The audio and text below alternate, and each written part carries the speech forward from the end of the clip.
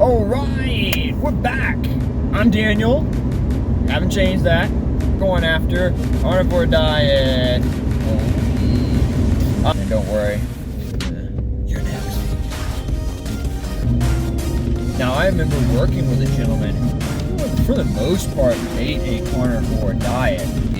To eat a well-balanced diet, like I've said before, 80-20 perspective, whole foods is the chance of being higher in saturated fats, which has been shown when you have but so much saturated fats, it does have a negative effect to your heart health.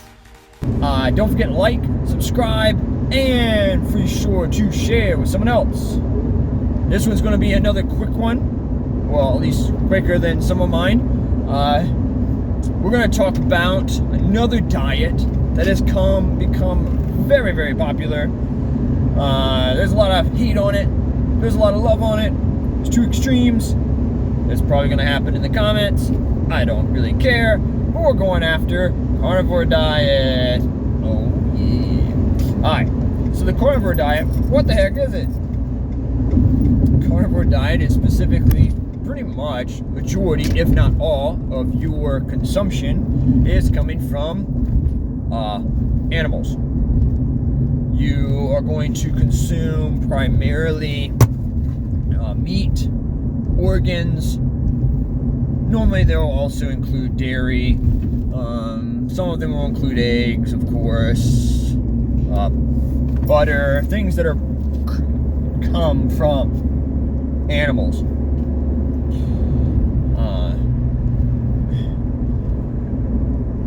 Just think anything from animals, cheese, all that. So dairy, all that's on point. Wherever you want to say this came from, it could be, some people believe it just came from too much of the information of vegan and that promotion, and it was like a swing. And don't worry, you're next, vegans. So with, oh, that sounded creepy. With the carnivore diet, you, like I said, consume pretty much just food that is coming from an animal. Where we're going to kind of go through this is however order my brain's starting to think, so I'm going to go on. Who could this be beneficial for? Well, this is a great diet for those who are doing an elimination diet. Honestly, it's like the best elimination diet possible, really. Why do I say that? Because meat, which is the primary piece to carnivore diet, meat is a very, there's a very low chance that your body's going to have an adverse effect to meat. Just based on, again, most allergies and sensitivities. Typically meat, kind of why also a lot of people don't just eat meat by themselves, is because it's kind of a bland diet. Just ask, dang it, I forgot the guy's name and his daughter. It will come to me later, hopefully, before this video is over. But anyway, whoever she is, I'm going to think of it later, hopefully. She went on this because she had an autoimmune disease, autoimmune issues, and went straight purely carnivore diet, and then pretty much is still stuck to it. Even when she tries to go and introduce other foods, it really doesn't work for her. Now she is kind of like that 1%, or because remember, like I said before in the past, there's a bell curve to this for most things. Majority of us are going to fall within that scope of the middle, and then there's going to be outliers on both ends. She's kind of an outlier on the one end where she'll never be able to probably go back to eating all the other types of foods. It's going to pretty much be meat. But in other words, she was asked, like, does she use any sauces or anything? And she's like, no, because she just has an adverse effect with it. Now, I remember working with a gentleman who, for the most part, ate a carnivore diet. For the most part, I would say probably, again, that 80-20 aspect for that. 80% of the time he was eating a carnivore diet, and 20%, maybe not. I would probably say 90% actually he was eating a carnivore diet. And when I talked to him, it was just the main parts. He was a very educated trainer. His gut, just he had various different things that just didn't really go well, and it just worked better for him to eat mainly meat. He did use sauces. They didn't tend to adversely affect him, at least based on a conversation with him. I'm not his person he goes to for gut expert or anything like that. Also, I'm not a doctor. So he used, so that doesn't necessarily mean that they can't use sauces or anything like that. But again, it's a very useful diet for the chance of doing, like I said, an elimination diet. For those who are like trying to figure out what food is setting their gut off, what is really giving this adverse effect. Now, where you wouldn't be able to do fully like some people would do with carnivore diet, where they eat anything from an animal.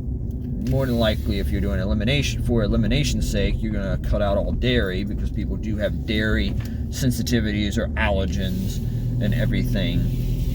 But typically, it's a fairly decent diet for elimination.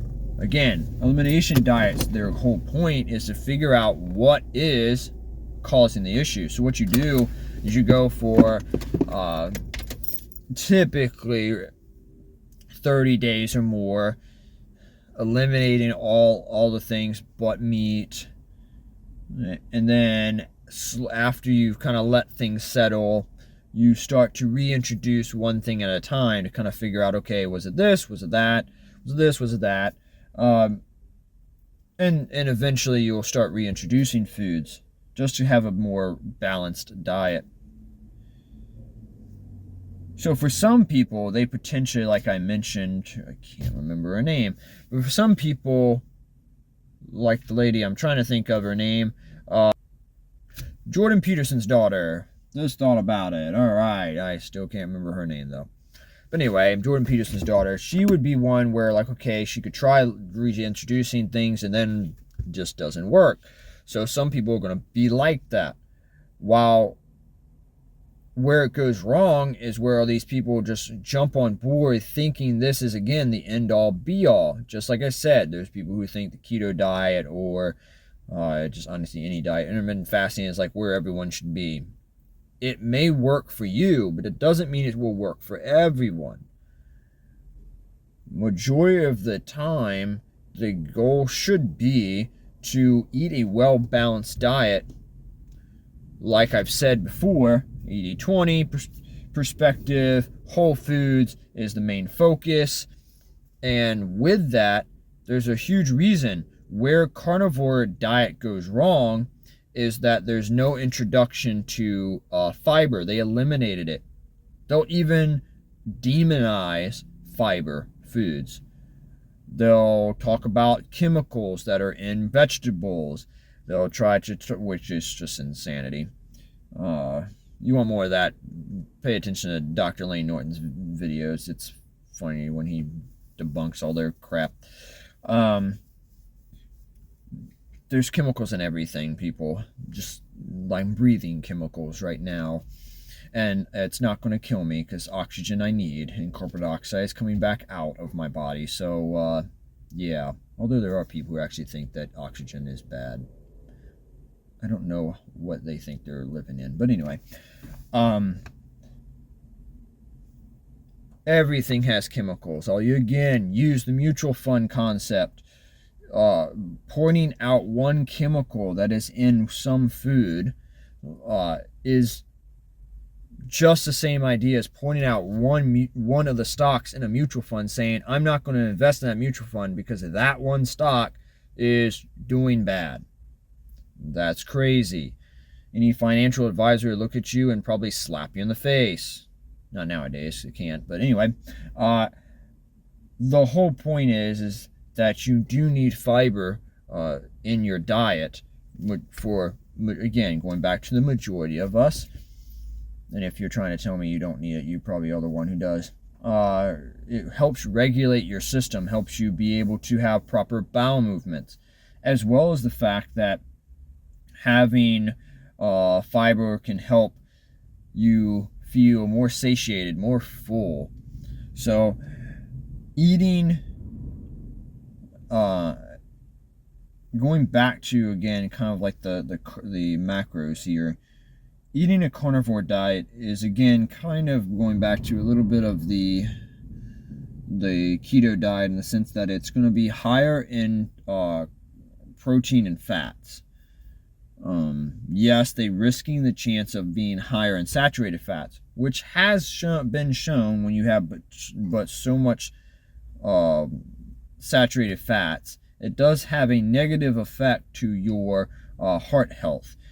Of course, some people argue it, like Dave Asprey, who sometimes is funny to hear. But anyway, like the insanity of thinking that you can get away with just shooting your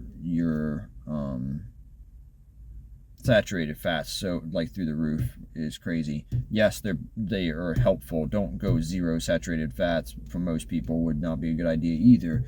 But it's think of this, back to what I said before, because again, we're going to make carbs seem evil based off of this.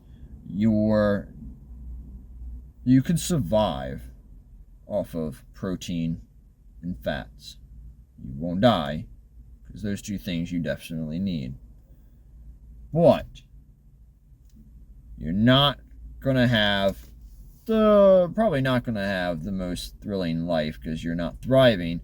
Carbs definitely are very tasty, very useful, and like I said, fibers, they typically throw fiber into carbohydrates, and yeah, kind of like to have well balanced bowel movements. Typically is probably a good idea.